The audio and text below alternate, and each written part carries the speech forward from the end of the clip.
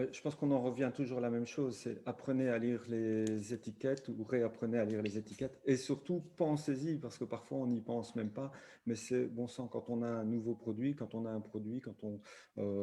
on achète quelque chose, lisez l'étiquette parce qu'il y a quand même des indices. J'ai déjà vu de l'aloe vera pour masquer le goût dans lequel on met un peu de sucre ou on met, Oui. bon voilà, on prend quelque chose qui est censé être bon pour la santé, mais si c'est pour nous mettre du sucre dedans ou des colorants, euh, voilà, je pense, M- y faire Même au prendre niveau, attention. même au niveau de la matière première, pas uniquement les additifs, mais la matière première elle-même, dans certains cas, on utilise, parce que le gel, en fait, il y a le gel en lui-même de la feuille d'aloe vera, puis il y a la peau, et entre les deux, en fait, c'est quelque chose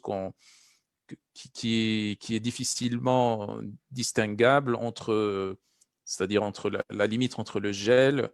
et cette couche-là qui est assez riche en latex. Mhm. Et donc, en fait, parfois, on prend un peu plus de cette couche-là et ça contient du latex. Et donc, c'est pour ça que les produits de bonne qualité ne contiennent pas, au niveau du gel ou du jus, ne contiennent pas du tout de latex parce qu'on prend uniquement le cœur de la feuille,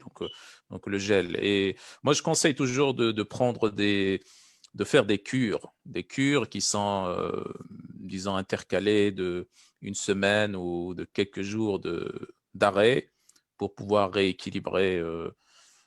enfin, laisser le Mhm. temps à l'intestin, aux organes, etc., de se rééquilibrer, mais il est clair qu'on peut prendre aussi sur plusieurs semaines.